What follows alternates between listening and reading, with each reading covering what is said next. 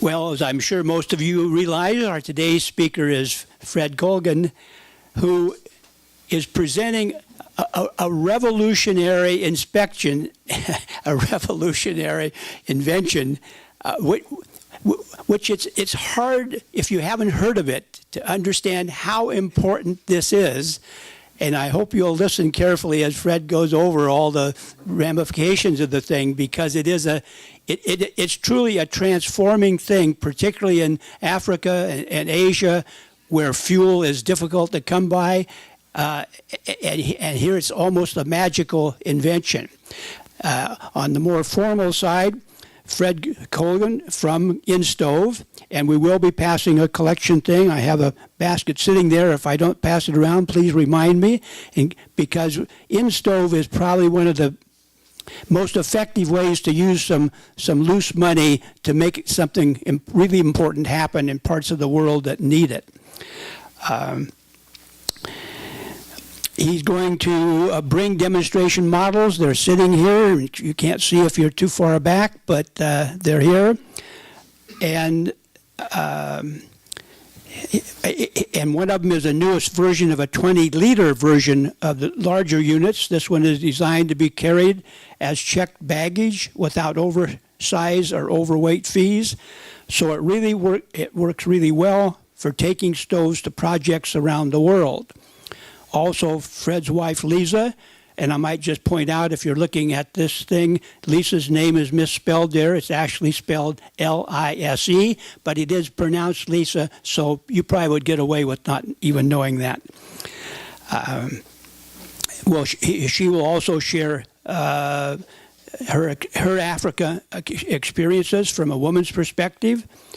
InStove implements safe, clean, and highly efficient institutional cook stoves and allied technologies in an integrated approach to serving the world's poorest communities. So here is Fred Colgan to enlighten you if you haven't been enlightened, and even enlighten you more if you already think you know it all.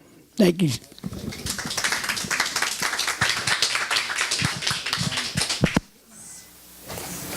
Am I on? You sound on to me. Okay. Thanks, Arthur.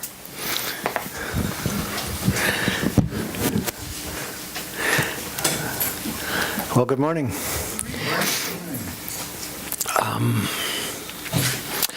InStove. Let me catch my breath. We started InStove almost 10 years ago. Well, let me just tell the story. Here we go. So we're a hybrid organization. We're a 501c3 nonprofit coupled with an Oregon Benefit Corporation. And our mission is to improve health and enhance safety and reduce impacts on the environment by designing and building and delivering improved cook stoves, institutional cook stoves, to projects around the world. And you might ask why? Why is this of concern to us? Almost half of humanity cook on open fires every day. And the impacts of that are enormous, and the impacts of cooking practices in the developing world affect us here. So what institutional cooking, what does that look like? Here's an institutional kitchen in Senegal. These women were working 12-hour days in this kitchen, and you could not see across the room. Their children were in the kitchen with them. And at the end of the day, these women are breathing the equivalent of about 10 packs of cigarettes. And the impacts of wood smoke on human health are even worse than the impacts of smoking tobacco. Here's another institutional kitchen. This is in Ethiopia. These women are working on stoves that were purported to be improved cook stoves. You can see that their lives are not greatly impacted by these improved stoves. They're still breathing smoke all day, and they're still using mountains of firewood to accomplish their cooking tasks. And this is one of my refugee camp pictures. We've brought InStove to 18 refugee camps to date. And this is a pretty typical scene in a refugee camp. And you can see everyone in the camp is breathing smoke. And they're cooking practically nonstop because there are a lot of hungry people. And again, the impacts of breathing smoke and the impacts of burning too much firewood affect all the lives in the camps. In fact, 4.3 million people die every year from the direct impacts of breathing wood smoke. And that doesn't take into account burns and blindness, macular degeneration, gender-based violence. Women gather the wood. In almost all of the developing world countries, it's women's work to not only do all the cooking, but to gather the fuel for the cooking. And in many places, they have to go many, many kilometers to find accessible firewood and carry it back. And they are subjected to some of the most horrendous risks you can imagine. And this is women's lives. In much of Africa, the only possible way women have to generate income is to gather firewood. And I know none of us in this room could pick up this bundle, much less walk 10 kilometers with it. And this is a common occurrence. And you see women all over Africa struggling with this kind of burden to make a few pennies, literally, and to cook for their families. And the result of cooking is deforestation. Now, I've been to too many refugee camps, and the camps are large concentrations of people living in very compromised terrain. But as the years go by, the areas around these camps are more and more deforested. They actually look like locusts have come and eaten every scrap of plant material. And so now the women have to go literally 10, 15 kilometers out to find fuel wood to burn. Or buy it, which is unaffordable for women with no income source.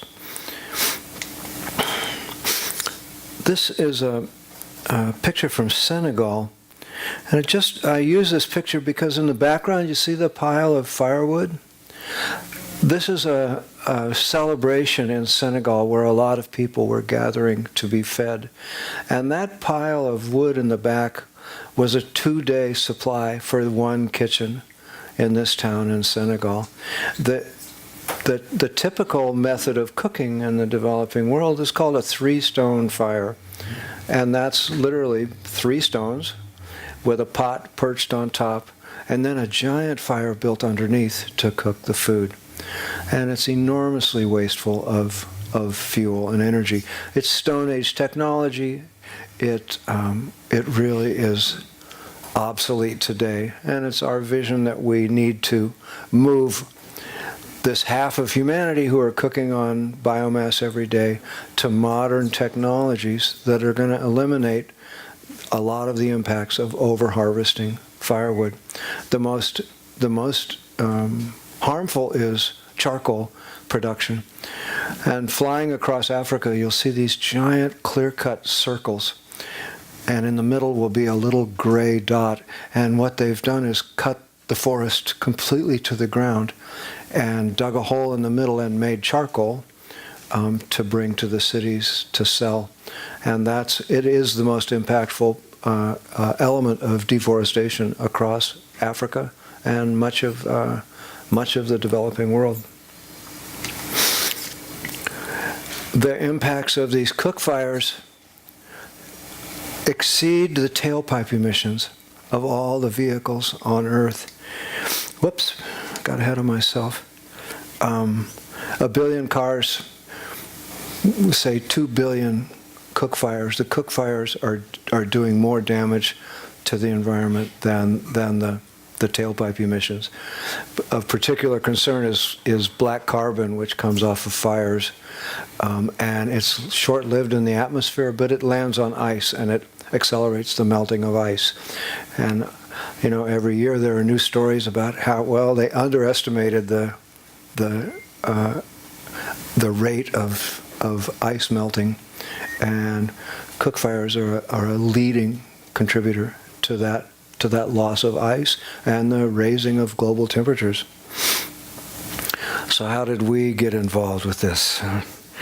10 years ago, Lisa and I married and moved to Oregon to start a new life together.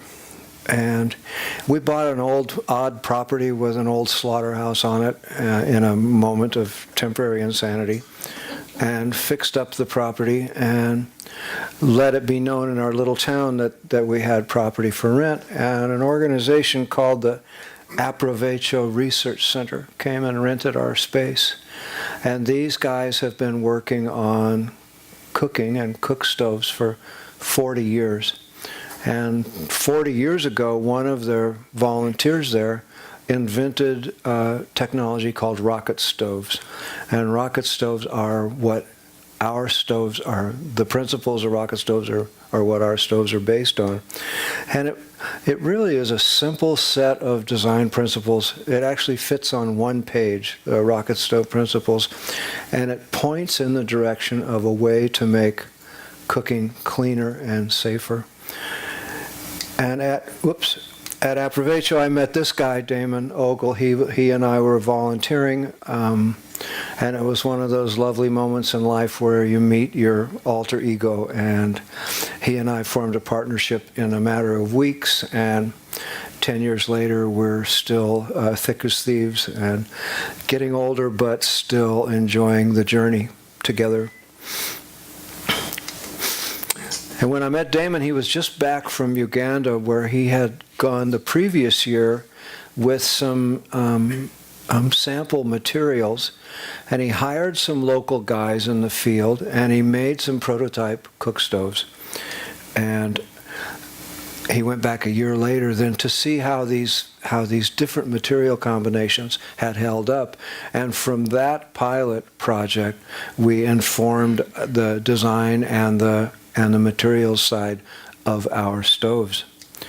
So he and I began tinkering and testing and improving and figuring out the production methodology for these stoves.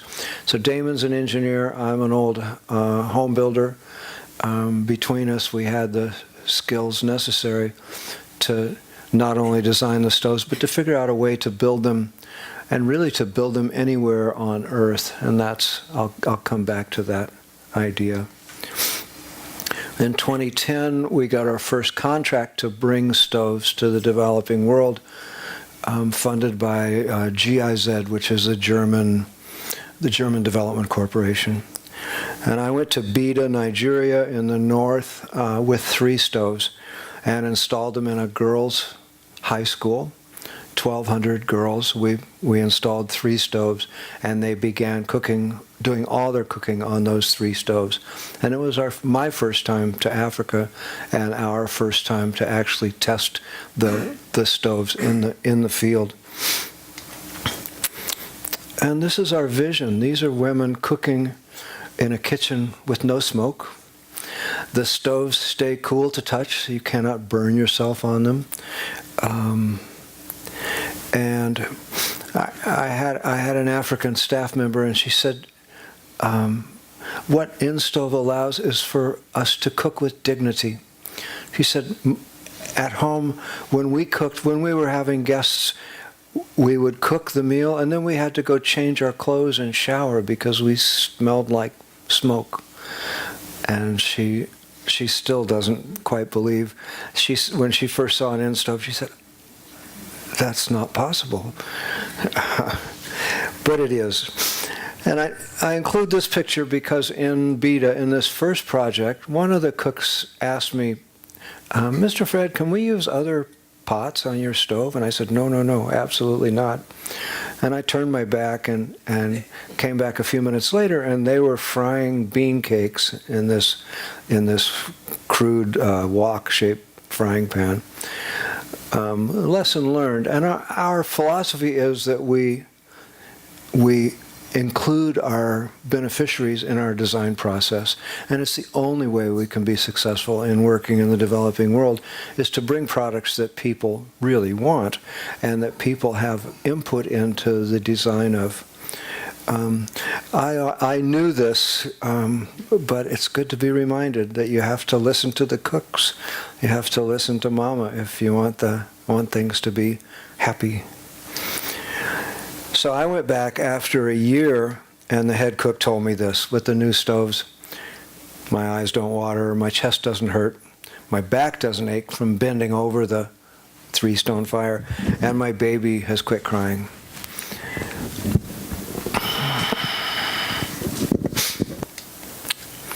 In 2011, we got our first United Nations contract to bring 200 InStoves to the IDP camps, the displaced persons camps in Darfur. And I went to train cooks. I trained 500 cooks in a couple of weeks. They were like circuses. It was hilarious and fun and funny. And those 200 stoves are feeding about 80,000 kids every day on tiny amounts of fuel. It was my first experience of refugee camps. They're heartbreaking places. But we're proud to be able to bring something that actually makes a difference in their lives. So how good are our stoves? We've had our stoves tested by third-party agencies. This last year we got a report back from the EPA labs in North Carolina, where they have actually a stove testing facility. And they tested the InStove, and we are the #1 stove they've ever tested. And they make scatter charts of stove performance in a bunch of different categories. And in this series of a dozen scatter charts, there's one little lonesome blue dot off in the corner, and that's us. And we're proud of that. It's not easy. It hasn't been easy. It takes stubbornness and careful design work. But taking these rocket stove principles out to the nth degree, we've proven that we have a superior technology. And in fact, InStoves are cleaner than burning LPG as far as impacts on the environment. And that's just in the combustion side. And LPG, you all know, is being fracked. It's a devastating fuel, and people are still being encouraged to switch to LPG. We think switching to stoves that use small sticks of wood are really becomes a sustainable method of cooking. So we're independently verified to produce 90% less smoke, to reduce fuel use by up to 90%, and to reduce cooking times by 50%. And that last item is really important, because if the cook's happy, the stove is going to be used. And institutional cooks have a job to do. They want to get it done as quickly as possible. So here's just a visual of traditional wood consumption on a traditional fire versus wood consumption on the InStove for the same task. And I've done dozens of tests measuring the impacts of these stoves, as have other third-party agencies, and we're consistently at this impact or better. So going to the camps, I started to realize that there were many more things we could do with these stoves besides just cooking school meals. So we've developed a water pasteurizer. In Africa, half the child deaths are caused by waterborne illnesses. And the simple fact is that safe water is not affordable for most African people. The average income in Africa is about $1.50 a day. And a bottle of water, there are Coca-Cola plants all over Africa delivering, Visani or whatever, one of those brands of water. It costs more there than it costs here. So imagine spending your entire day's income for one bottle of water. Obviously, people aren't doing that. So we developed a water pasteurizer. To make water safe, you don't even have to boil it. You just have to bring it up to a specific temperature for a specific period of time, which is, they're low temperatures. 160 degrees Fahrenheit for 30 seconds will kill all the critters in water that harm human health. So our goal is to make affordable water using the InStove. So we actually now have models that fit both stoves. Average 200 gallons an hour per stove, using about 5 grams of wood for each liter of water. So now our target was a jerry can, a 5-gallon can of safe drinking water for 5 cents. And with this kind of production costs, we're confident that we are in that ballpark. And next year we're doing a pilot project in Haiti where we set one of these up as a village-level enterprise and engage some local entrepreneurs to operate the water pasteurizing station and sell water to their neighbors. And we're confident of the technology. There's still a lot of bugs to work out to make it viable business. But we have a lot of partners on the ground who are very, very interested in seeing this technology proven as a business opportunity. We did our first trials in Zambia of the pasteurizer, and we had 100% elimination of waterborne pathogens.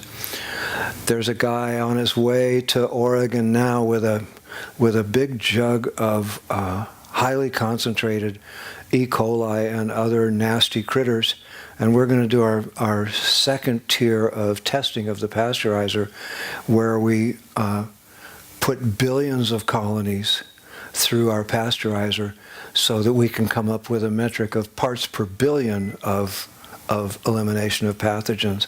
And we're pretty confident we can get very close to 0 parts per billion, and that's the global standard for safe water. And with this testing, we'll be able to release this unit domestically in the U.S. for catastrophe preparedness or for any emergency situations. And it's a very simple tool, and we know it works. And after food, water is the most essential need we all have. My partner Damon was a medic when he was in the service, and very early on he said, we have to have an autoclave to fit this stove. So we cast about for one, and we found in a catalog an autoclave. There's one sitting here. An autoclave that looked like it might fit our stove. So we ordered it, and when it arrived, we took it out of the box and put it in our stove, and it actually fit better than our own pot. So it was a perfect fit with our existing stove. It was just one of those meant-to-be moments. Now we're partners with the Wisconsin foundry that makes these autoclaves. Their upper management are on our boards of directors. We're dear friends, and we're co-marketing InStoves and autoclaves from the Wisconsin aluminum foundry. So this works with the 60-liter stove. We also have a smaller autoclave that fits our 20-liter stove, and that was part of our design process, was to create a smaller stove that was easily transportable, but which could power an autoclave. So we've met the mark with that. So sterilizing medical instruments, sterilizing supplies to be reused, and in the developing world, everything is used until it absolutely wears out. So we did a pilot project in Kathmandu as a medical waste processing experiment, and the papers up. There's an academic paper coming out. One of the team members was a young postdoc from UC Berkeley, and she's about to publish her findings of this study, which was very, very effective.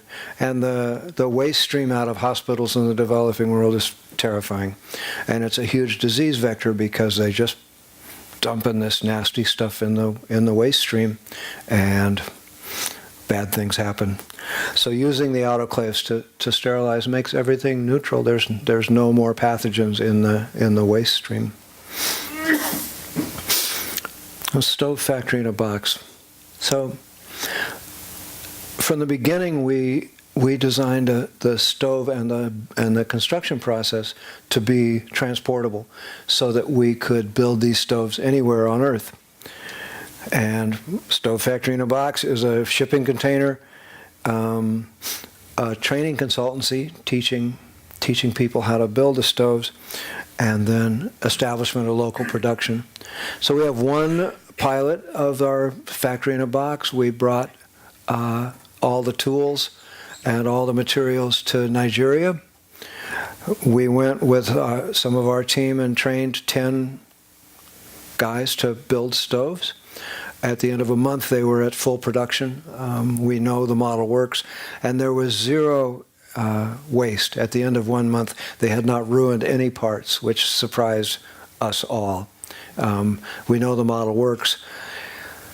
The business model in Nigeria needed a little work. It's a country legendary for corruption, and the factory has in fact gone sideways because the big man in the organization we were working with had a priority of building a home that would fit into Atherton, and his home is built and the factory is shuttered. So hard lessons, but we know we have to work harder to build partnerships with the right people, and we have to have extreme financial controls on anything we do, partnering in the developing world.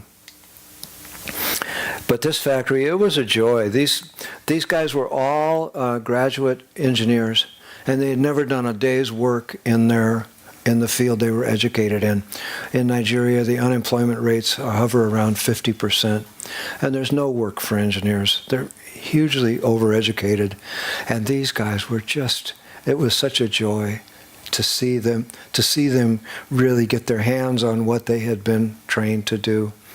And by the time we left, they were making suggestions.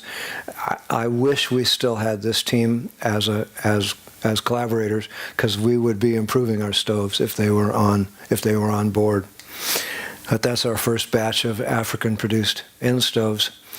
We know this model works, and we're stubborn, if not anything else. This year we're looking to bring production to Haiti, to bring production to Ghana in 2017, and we also have an opportunity in Kenya to bring factories.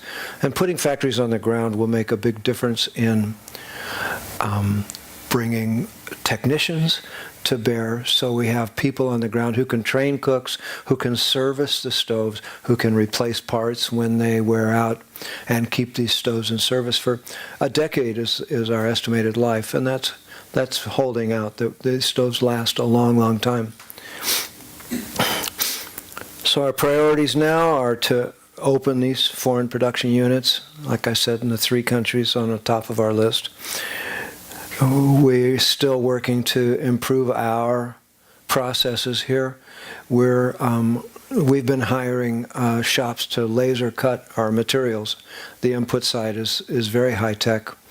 In the coming months, we're buying our own cutting table, which is a computer-controlled cutter that'll save about $100 a stove in costs and allow us to reduce prices or increase margins, either one of which will enable us to get more stoves to more people. And then by doing our own cutting, we can more easily support operating units in other countries and send pre-cut flat pack parts. We want to increase our capacity both at home and abroad with establishing new factories. Hire African staff. My team's going to Ghana next month to hire our first African staff member. We're setting up an office in Accra, in Ghana. We have another partner with a nonprofit who's going to be our marketing associate, and this African staff member will work for both organizations and help bring InStoves to people across Ghana where they're desperately needed. And Ghana is a very interesting country. It's sort of the enterprise hub of West Africa. So there's a lot of vibrant energy. There's a lot of entrepreneurial spirit in Ghana, and there's some very encouraging laws in effect that help us skirt the constant corruption that we have to deal with, that help us get past import barriers. There are very high tariffs across Africa. We've paid as high as 65% import tariffs on our stoves. We have a possibility now to bring stoves duty-free to Ghana, and then expand into new markets. Today we're in 34 countries. This last year we launched our first project in India, which is an enormous market.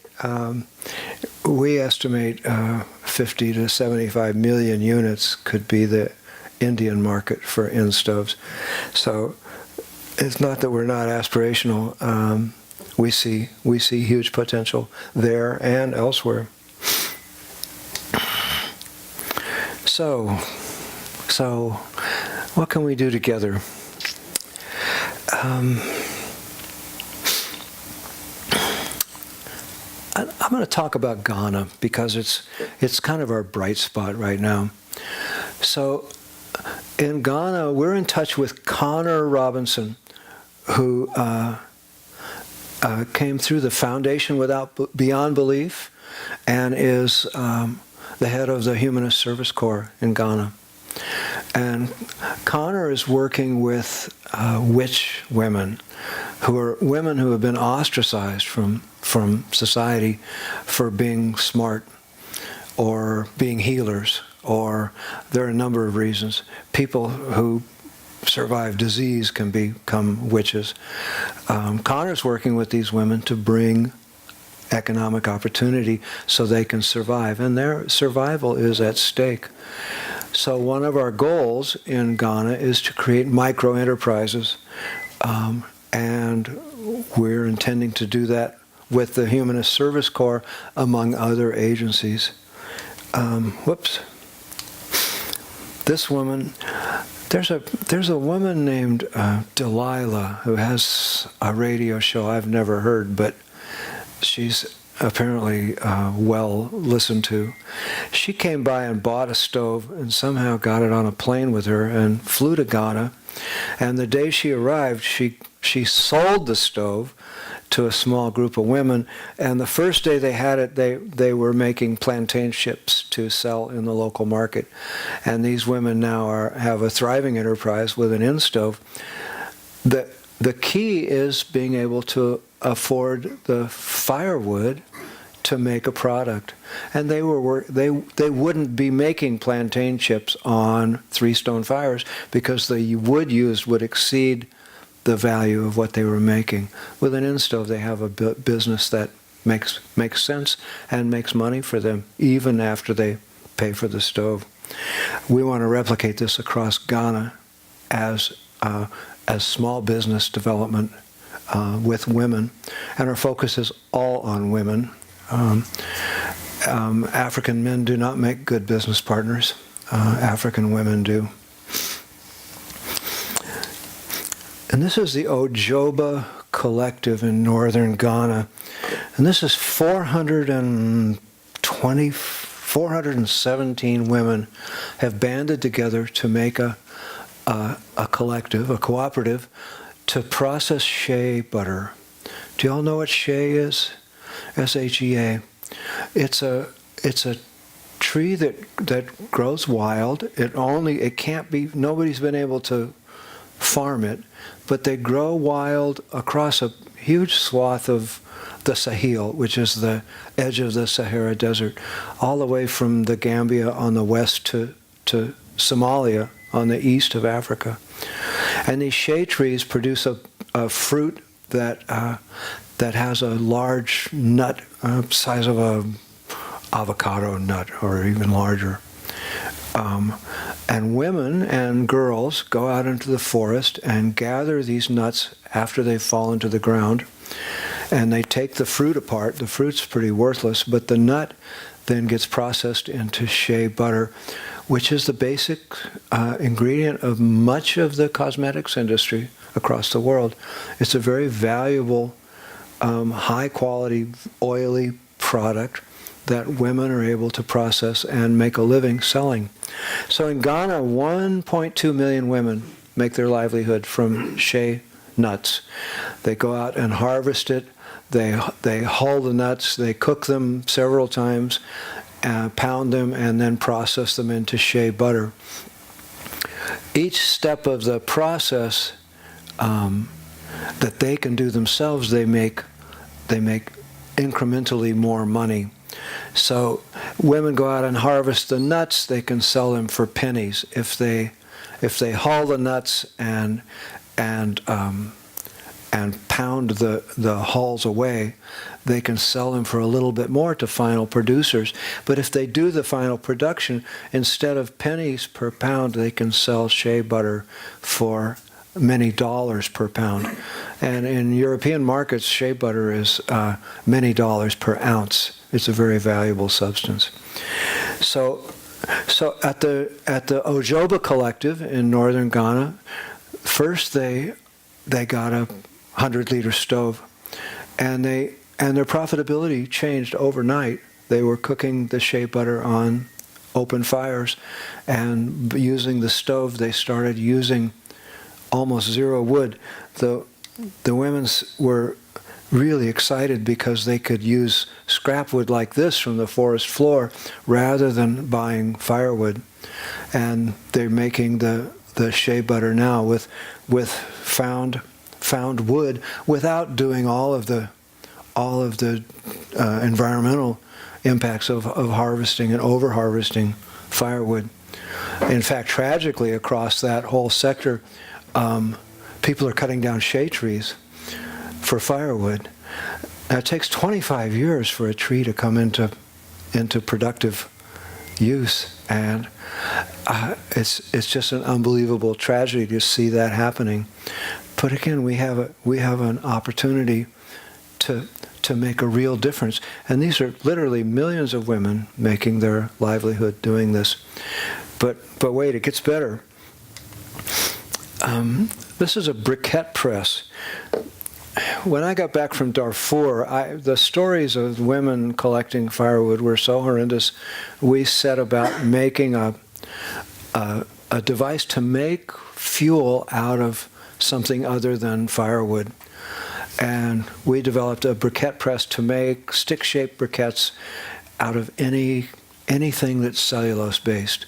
So you can use waste paper or crop waste or animal dung or just about anything that's got those cellulose fibers in it, and press out these briquettes. They're about 14 inches long and a couple of inches square. And in our stoves, because our temperatures are so high, they work equally well as small sticks of wood.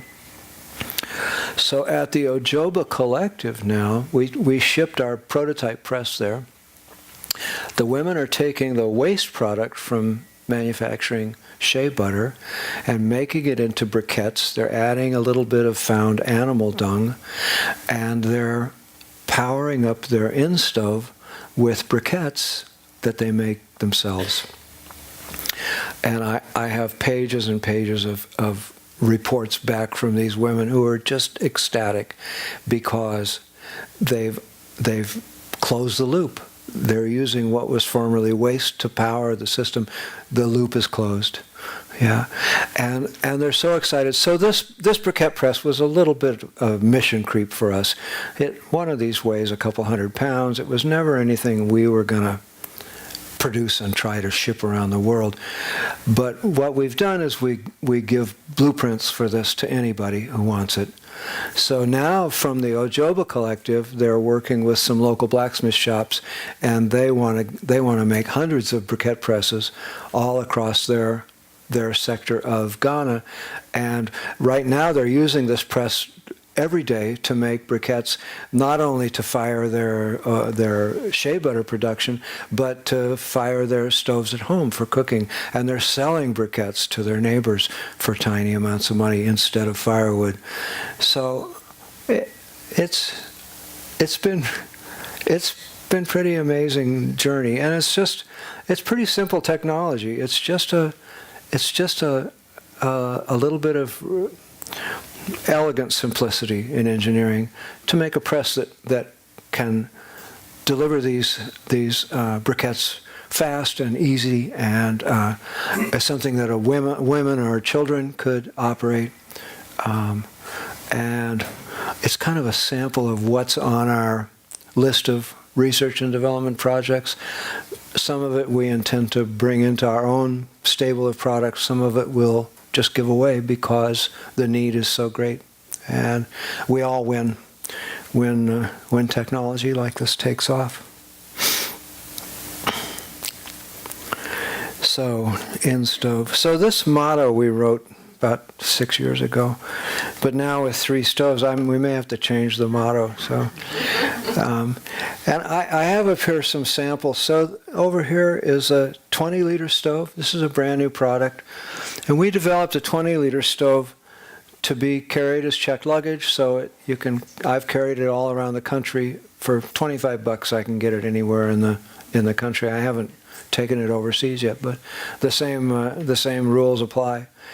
And the logistics are the heavy lifting. To get a stove to a project in Africa can take months and cost hundreds and hundreds of dollars. Now we have a method to deliver this technology. People can bring it with them. And we designed this stove to fit a small autoclave so that medical missions can arrive at their clinic or whatever their project is with the technology in hand to change some really fundamental equations. There are also pressure canners that fit all our stoves, made by the same foundry that makes the autoclaves, and they can affect another 80% savings in fuel to use a pressure canner versus just the pot. So. And it's self-feeding. And it's self-feeding. So the innovation with our 20-liter stove is that for the first time we've created a rocket stove that feeds itself.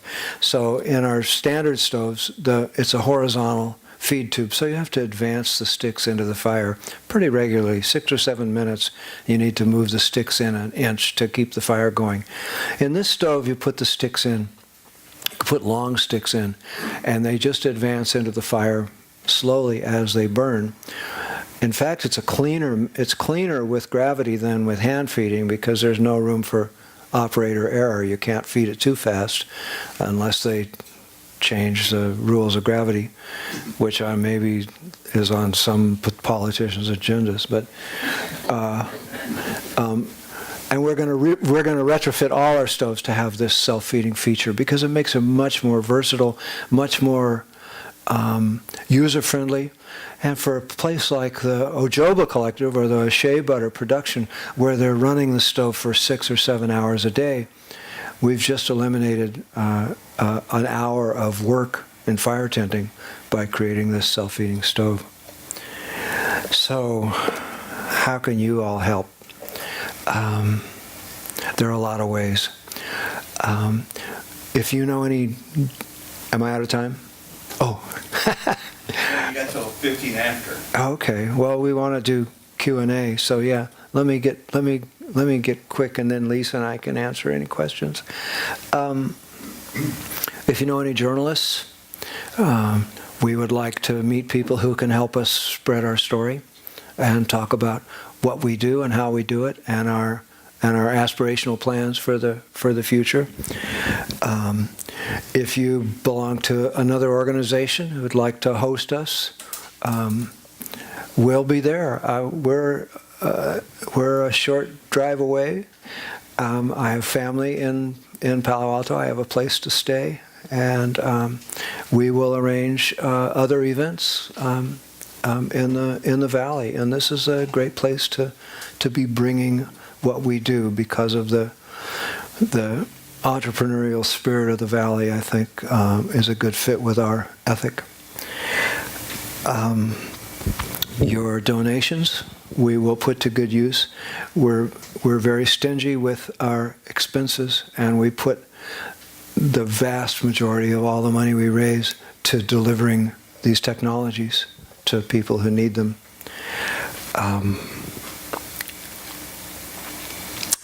So Oprah Winfrey. yes. So connectivity. We want to meet people who can help us. So I want to meet Oprah Winfrey. So someday I'm going to be sitting in an audience and somebody's going to have her on speed dial. And if so, I want to talk to you. Or maybe you know, it's only 3 degrees, right? We're only separated by 3 degrees from everybody on Earth. Somebody is going to connect me someday. And I would just love to show this to Oprah.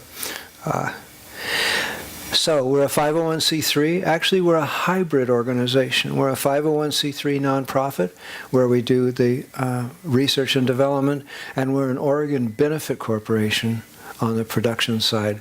And creating that hybrid structure enables us to sell products domestically. So for the first time, this 20-liter stove is also a domestic product. And it's priced to go on your patio next to your Weber barbecue. It's $425. So it's very affordable, and it's fun, and it's kind of a exemplar of what InStove is all about. So I'm going to stop talking to you, and Lisa and I would be happy to answer any questions.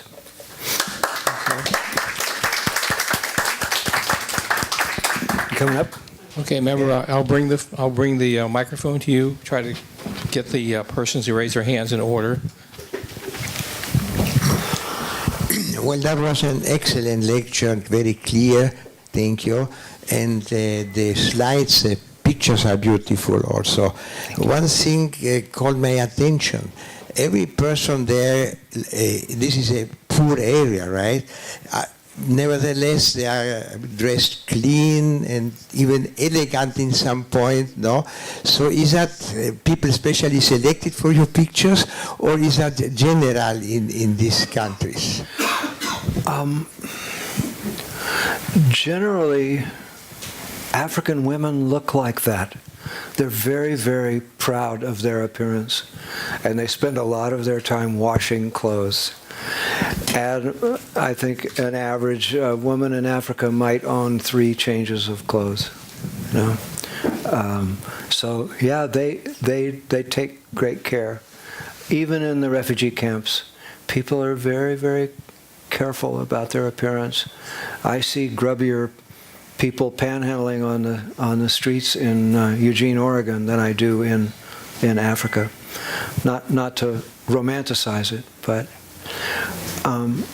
and they're also very poor people. So people can't afford to buy these stoves. We need to help them.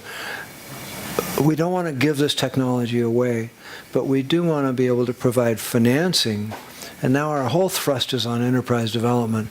We want to be able to provide microfinancing so women could get their hands on this stove and start to make better margins on whatever it is they're doing, and not only pay off the stove but have more spendable income. In Ojoba, after the first year of the InStove, they had a meeting. What are we going to do with all the money we saved? And the women decided to add a library to their school. And that's the difference between giving women the money and men the money in African society.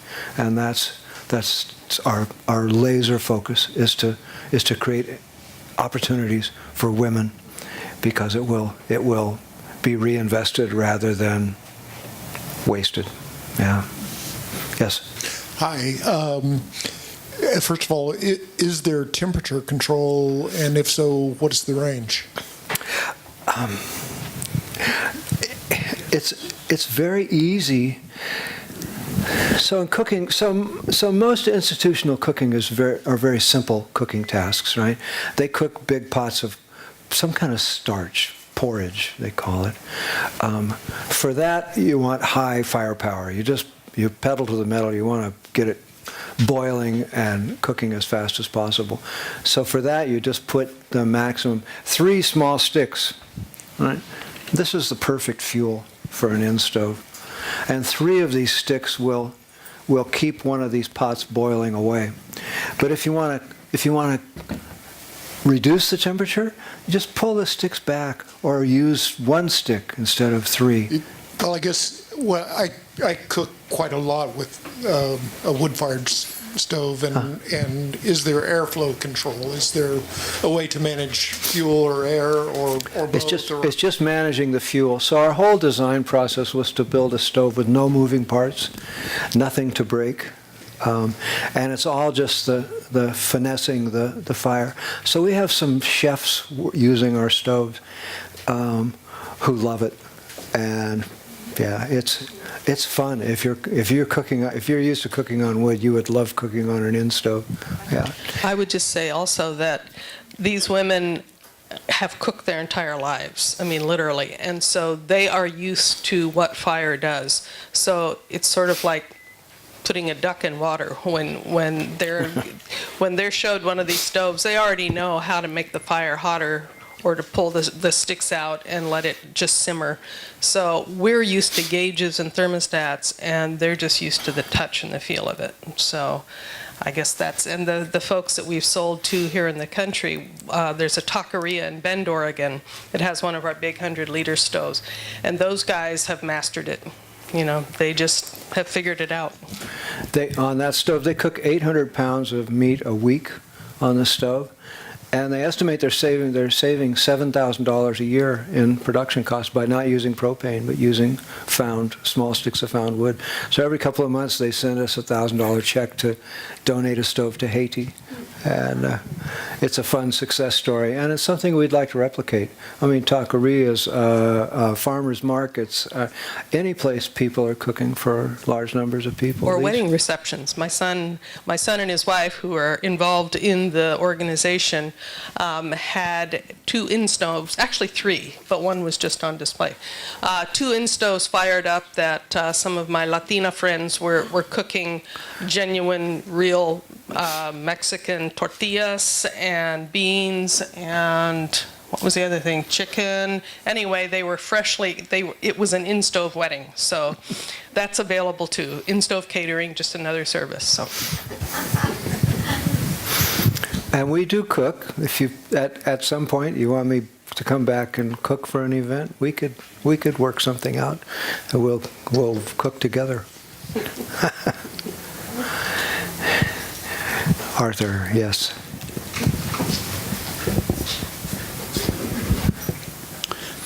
Is there more to say about the structure in which the humanists who help people, name escapes me at the moment, working with witch women in Africa, because to my mind that is such a fantastic model and fantastic focus.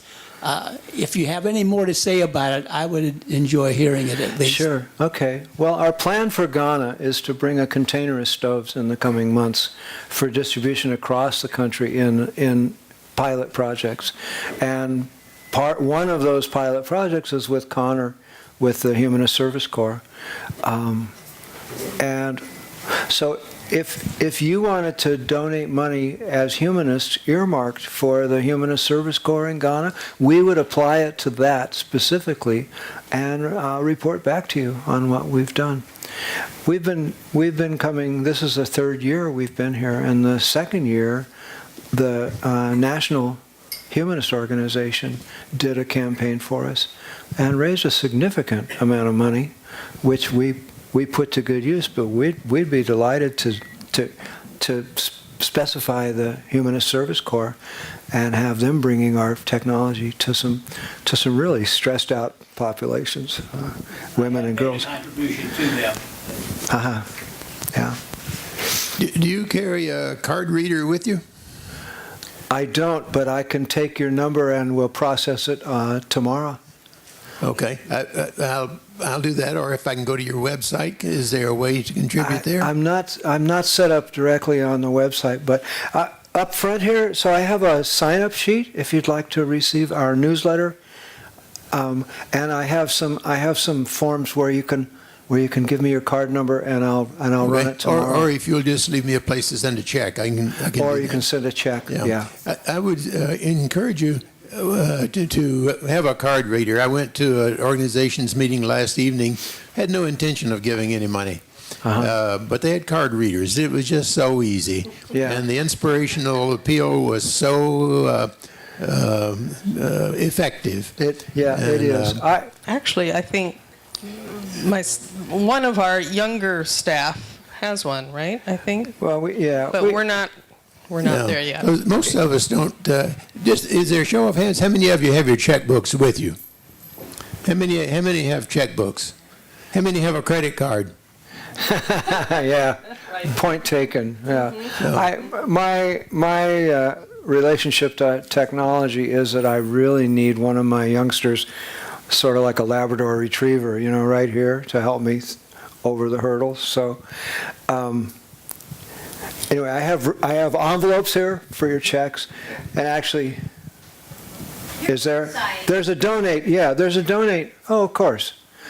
Yeah, okay. I'm sorry. You can donate on the website. Yeah, it goes through PayPal, I believe. And our Facebook page and our Twitter accounts are pointing at your website. Great, thank you. Okay, and so thank you. I'm kind of slow some days. And of course you can donate online. Yeah. Okay. Or you can buy a stove. And you could sponsor a stove. So again, for the humanists in Ghana, we would be delighted to bring a stove in the name of the Silicon Valley humanists. So speaking of the Silicon Valley humanists, I would suggest, if that's okay with everybody, that whatever the total is in that basket is a donation from us as a community. Thank you. Thank you. Okay. Is that okay with everybody? We'll decide. Yeah, I have a question. I'm not sure where you've been to commercial places to advertise your items, but Costco is a huge enterprise, and I noticed they had some stuff for sale from third world countries that were being donated. They had a beautiful display by the people, and I wondered if you had gone to a Costco. I haven't yet, but next week we're hiring our first sales rep. Perfect. And could I let him go to Costco, because that's a really good well, this is a place. guy from Utah, and he thinks he can sell tens of thousands of InStoves in Utah because the Mormons are all about being prepared, right? But this is the first time we've had a professional marketing guy involved with InStove, and it's we're starting to open some windows with that. We need to sell a lot of stoves because the more we can sell here, the more good work we can do abroad. And every sale domestically goes to the margin goes to support our humanitarian work. So. But thank you. We'll look at Costco. You mentioned that the women spend a lot of time cleaning clothes. I was wondering if there's any opportunities for your organization to produce anything that would be worthwhile in that area. Well, sure. I mean, just this big pot. I mean, they wash clothes often down at the river, but a big pot where they could have a hot water supply. I'm sure we could empower laundry that could be very effective and could wash people's clothes very inexpensively. Yeah. And related to that, we did have one woman domestically who was interested in using, it was the initial 60-liter size stove in her fabric business, dyeing. Unfortunately, the aluminum didn't work with the dyes. We have found an affordable 60-liter stainless pot now. It's still pretty pricey, but that has been another application that, but for the metal and the cost of the stainless, could be an additional app. Yeah. What is the typical delivered cost to an institution of one of your large stoves? The 60-liter stove is $850, and that's complete with the pot and the chimney. It's ready to cook. The 100-liter stove is $995, and that's FOB, our factory in Oregon. Then you get into the heavy lifting, which is the logistics. If we send them by the container load, we can get 100 stoves on a container, so we're going to send a container to Ghana. It'll maybe cost $40 a stove for delivery, but I've spent as much as $1,200 to get one stove air freighted to a specific pilot project, more than the cost of the stove. And then I think I mentioned import duties can be just extraordinary, and corruption is a constant struggle. You need gravity to help you there. You mentioned microfinance. Are you working with any of the existing microfinance institutions? Short answer, not yet, but it's part of our master plan in Ghana to prove. So my new daughter-in-law was a Peace Corps volunteer in Ghana. And in fact, she was the queen mother of a village out in the outback. And she and my son have gone, and they're kind of spark plugging the Ghana initiative. And included in that is access to microfinance credit, because for these small operations, like the women who are making plantain chips, right, with an affordable loan. They can amortize the stove and make more money than with traditional methods. Yeah. Where in Oregon is it that these are fabricated in Oregon? Yes, we build these in Oregon. We're dinosaurs. We believe that we can build stuff in the U.S. And almost, with the exception of the pots, all our materials are sourced in the U.S. markets. We have colleagues who have tried Chinese materials, and we're pushing the limits of what high temperature steel can do. And there are only a couple of varieties of high temperature stainless steel that actually work in our stoves, and we're at the absolute outside limit. So Chinese materials they just don't cut it. They don't have the quality control, and they tend to substitute in those extreme metal configurations. So, okay, two quick, just factual questions. Where in Oregon, and what would be the pickup cost if you drive there and pick it up? We're in Cottage Grove, which is 20 miles south of Eugene. We're the appendix of the Willamette Valley. And the brain. And we're 2 minutes off I-5.